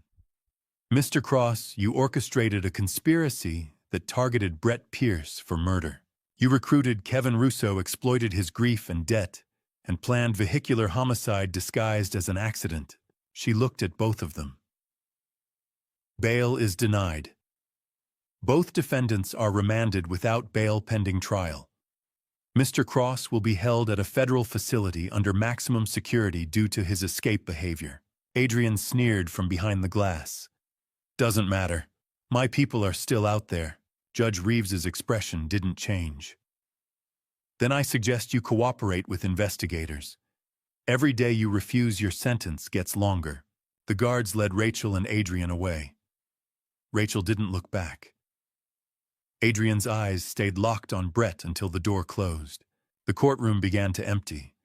Brett exhaled slowly. It's really over. I shook my head. The arrests are. But the trial sentencing, that's months away. Margaret nodded. The medical exam will confirm Rachel's not pregnant by this afternoon. Harold approached Brett slowly. Young man, I'm sorry you had to go through this. Brett extended his hand. I'm sorry for what they did to you. They shook hands. Two victims connected by the same nightmare. Margaret pulled me aside as we left the courtroom. The prosecution wants to talk about restitution. They've traced some of the funds. About 40% is recoverable. But there's a complication. I frowned. What complication? And it's mixed with money from other victims. They've identified 3 other families, all elderly widowers. In total, Adrian and Rachel stole approximately $3 million over 4 years. I felt sick. $3 million. Margaret nodded grimly. The FBI wants you to testify at the federal trial. Your investigation is the blueprint for their conviction. But it means you'll be pursuing this for months more. I looked at Brett, standing with Harold near the courtroom doors. He looked exhausted, but alive. Safe. I'll do it, I said. 6 weeks after the arrests, I sat in a conference room at the FBI field office in Portland. Agent Sarah Coleman sat at the head of the table, a laptop open in front of her. Around the table were 3 men I'd never met. They looked the way I felt, tired, hollowed out, carrying a weight no one else could see. Gentlemen, Agent Coleman said, thank you for coming. I know this isn't easy, but understanding the full scope of what Adrian Cross and Rachel Pierce did is critical to building the strongest case possible. She gestured to the man on her left. This is Thomas Brennan from Chicago. Thomas was 68, silver-haired, wearing a cardigan that looked too big for him. Robert Hayes from Phoenix. Robert was 71, thin and angular, his jaw tight with controlled anger. And Vincent Morales from San Diego. Vincent was 64, his eyes tired and distant. Agent Coleman looked at me. And you all know Camden Pierce. Thomas spoke first. My wife Anne died 3 years ago. Alzheimer's. A woman named Michelle approached me at a grief counseling group. She said she'd lost her father to the same disease. She told me about a memory care research fund. I gave her $650,000. He paused. Michelle was Rachel. Robert spoke next, his voice hard. My wife was killed by a drunk driver. A man named Marcus approached me. Said he was a lawyer who could help me sue for a settlement. He got me $800,000. Then he disappeared with it. Marcus was Adrian Cross. Vincent's voice was quieter. My wife left me after 30 years. A paralegal named Sophie offered to help me protect my assets during the divorce. She gave Adrian access to everything. He took $420,000. Sophie was Rachel. Agent Coleman turned her laptop around. On the screen was a spreadsheet. The header read, Prospects. Columns name, age, net worth, vulnerability factors, completion date, status. I scanned the rows. Harold Whitmore, Thomas Brennan, Robert Hayes, Vincent Morales. Then I saw my own name, Camden Pierce. Age 59. Assets $1.8 million. Vulnerabilities, deceased wife plus son's marriage. Status in progress. The next line was Brett's name. Phase 2. Accelerate inheritance via incident. My stomach turned. Thomas's voice was hollow. We were just numbers to them. Agent Coleman closed the laptop. The good news is that we've traced about 40% of the stolen funds, approximately $1.2 million. It will be distributed proportionally among the victims. Vincent let out a bitter laugh. So they still win. We don't get our lives back. I looked at him. No. They're in custody. They'll stand trial. That's not winning. Agent Coleman stood. There's one more thing. Kevin Russo was sentenced this morning. She played a video on the screen. Kevin Russo stood before a federal judge, his hands cuffed, his face pale. Mr. Russo. The judge said, "You've pleaded guilty to conspiracy to commit murder fraud and attempted vehicular homicide. Do you have anything to say before sentencing?" Kevin's voice shook. Your Honor, I have cooperated fully with state investigators, but I accept full responsibility for my actions. There's no excuse. I nearly caused Brett Pierce's death. The judge's voice was firm. Given your cooperation with authorities and your guilty plea, I sentence you to 20 years in state prison. You will serve a minimum of 17 years before parole consideration. Kevin nodded his head down. In the gallery, a young woman sobbed. His daughter Ashley, 22 years old. I spoke quietly to the screen. That girl lost her mother to cancer. Now her father to prison. She's a victim, too. Brett's voice came from beside me. I hadn't realized he'd joined us. He was watching on his laptop, his expression unreadable. I know, he said. But Kevin made his own choices. Later that afternoon, Brett called me from the airport. I'm about to do pre-flight, he said. How do you feel? There was a long pause. Scared. I trust my crew. But there's always a voice asking, what if? That voice probably won't ever go away. I know, Brett said quietly. But I can't let Rachel and Adrian take flying from me, too. They've taken enough. I heard the determination in his voice. You're right. They have. That evening, I sat at the kitchen table reviewing restitution paperwork. My phone rang. Margaret. Rachel's trial date has been set, she said. 6 months from now. But there's been a development. She's accepted a plea deal. What kind of deal? She's pleading guilty to fraud and conspiracy. The prosecution is dropping the attempted murder charge. Evidence issues. The car sabotage was technically Kevin Russo's action. It's difficult to prove Rachel actively participated versus simply knowing about it. What's her sentence? 12 to 15 years. She'll serve a minimum of 10. I exhaled slowly. And Adrian, he's not pleading. He wants a trial. The federal charges are fraud, conspiracy to commit murder and escape. If he's convicted, he's facing life without parole. I closed my eyes. Good. Margaret's voice softened. Camden, this is almost over. The trial will happen. Justice will be served. I looked out the window at the darkening sky. It's not about justice anymore, Margaret. It's about making sure no one else ends up on that spreadsheet. Then we keep fighting, she said. I hung up and sat in the quiet house. Somewhere Rachel was in a cell. Adrian was planning his defense. Kevin was beginning 20 years in prison, and 3 other families were trying to rebuild lives that had been shattered. But Brett was flying again, and I was still here. That had to count for something. 8 months after the arrests in the early days of spring, we returned to federal court one last time. Brett and I walked through the familiar hallways past reporters who no longer chased us. We found our seats in the gallery. "Last time we have to do this," Brett said quietly. "How do you feel?" He thought for a moment. "Like I'm closing a book I never wanted to read." The gallery filled quickly. Harold Thomas, Robert Vincent. All of us together one final time. Adrian was led in his ankles, shackled, his face thinner and harder than I remembered. He didn't look at any of us. Judge Marcus Stone entered.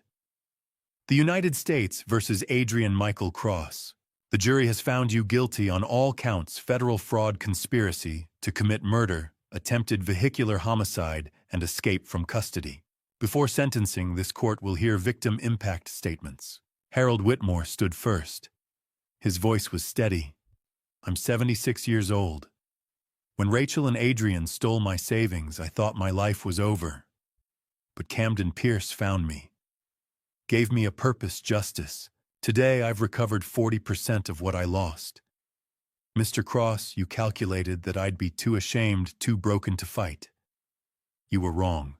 Thomas Brennan spoke next. "You used my wife's Alzheimer's as a mask. That wasn't theft. That was desecration." Robert Hayes's voice was tight with anger. "You made me stop trusting people. That's the real crime. But I'm rebuilding that trust. Slowly." "Despite what you did," Vincent Morales stepped forward. "You made my ex-wife think I'd betrayed her. You destroyed my marriage twice. Then it was my turn. I stood feeling the weight of every word I was about to say. 8 years ago, I lost my wife to cancer. You targeted Brett, my only child, the only piece of my late wife I have left. You sent Rachel to seduce him, marry him, become family. For 5 years she sat at our table, called me dad. Then you planned to murder him, sabotage his car, make it look like an accident on Highway 26. For money." I looked directly at Adrian. "I've never seen cruelty like yours. You don't just take money. You steal hope, trust, the ability to believe in human goodness. But there's one thing you didn't count on: family is stronger than your conspiracy. Brett is alive, healing, flying again. We're rebuilding. You failed, Adrian. Not because you were caught, but because you couldn't break us." Judge Stone's voice was cold and final. "Adrian Cross, you are a predator. You targeted the vulnerable widowers, the grieving, the lonely. You weaponized their pain. For federal fraud, 20 years. For conspiracy to commit murder, 25 years. For attempted vehicular homicide, 30 years. For escape, 5 years. Sentences to run consecutively. Total 80 years. Given your age, this effectively constitutes life without possibility of parole." Adrian's face finally changed. Reality had arrived. As the marshals led him away, he hissed, "You haven't won." Brett's voice was quiet, but firm. "We have." Outside the courthouse, beneath blooming cherry trees, our small circle gathered. Thomas asked, "What do we do now?" I looked at each of them. "We live. We trust again, carefully.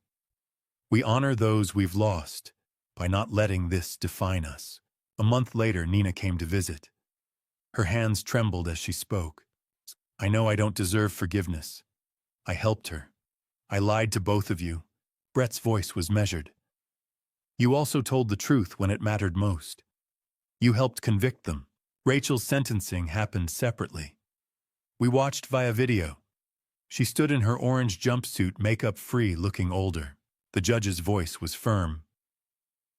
"Rachel Pierce, through your plea agreement, you've been shown leniency. But 12 years in federal prison is not a light sentence. You will serve every day." 6 months later, 15 months total since discovery, I visited Brett's new apartment. He'd moved out of the house Rachel had lived in. "I'm taking a management position," he said while cooking dinner.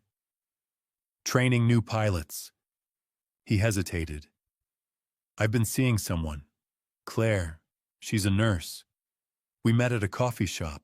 Tell me about her. Oh, she's kind, genuine. Nothing serious yet. For now, I'm just enjoying something uncomplicated. He looked at me. Dad, thank you. For seeing what I couldn't. For protecting me. That's what fathers do, always. At home, I spoke to Eleanor's photo. We made it through L. Brett's okay. I'm okay. Not easy, but we survived. My phone buzzed. Harold, thank you again, my friend. Tomorrow I visit Margaret's grave with fresh flowers. Another message from Thomas. Victim support group meeting next week. Hope you'll join. I typed, I'll be there. Standing at the window, I thought about cycles and seasons. Rachel and Adrian took so much. Time, money, trust. But they didn't take everything. They didn't take our resilience, our ability to rebuild, our capacity to hope. We're stronger in the broken places, different than before, changed, but stronger. The next morning, there was a knock at the door. Brett stood there with Claire. Surprise breakfast, Brett said. Claire wanted to meet you. Claire smiled, warm, genuine. I've heard so much about you, Mr. Pierce. I watched her for a moment, old instincts rising. Then I chose to let them go. Please call me Camden. Come in. I'll make more coffee. They stepped inside. Laughter, conversation, normalcy. The door closed behind them. Life continuing. Not perfect, not unmarked, but real. And that was enough. To everyone who's journeyed with me from that first impossible phone call to this moment of healing. Here's what nearly losing my son taught me about protection and survival. This family story became my awakening. God placed me exactly where I needed to be, widowed, experienced in fraud investigation, and desperate enough to see what others missed. He didn't spare me from pain, but he equipped me to fight through it. My dadrevenge wasn't vengeance. It was a father's refusal to let evil win. When Rachel and Adrian targeted Brett, they miscalculated one thing: a parent's love is stronger than any conspiracy. But here's my warning: don't be like me. Don't wait until your child is 48 hours from catastrophe to act. I ignored subtle signs for months because I wanted Brett to be happy. That hesitation nearly cost him everything. Trust your instincts before crisis forces your hand. Verify the people closest to you even when it feels uncomfortable. Dad revenge stories like mine shouldn't have to exist. Prevention is always better than intervention. Every family story carries lessons. Mine screams this vigilance isn't paranoia. It's responsibility. The dad revenge I had to pursue. Freezing accounts, gathering evidence, exposing conspirators exhausted me. But protecting Brett Worth every sleepless night. Examine your own family story today. Are there inconsistencies you're rationalizing, relationships that feel slightly off? Don't dismiss those whispers of doubt. If this resonated with you, share it with someone who needs this message. Hit subscribe for more stories that challenge and educate. Comment below. What would you do to protect your family? Thank you for staying until the very end. Your time means everything. A reminder: this account includes fictionalized elements designed for educational value. If this material isn't right for you, please explore our other content that better suits your interests. Stay watchful, stay strong, and never apologize for protecting those you love.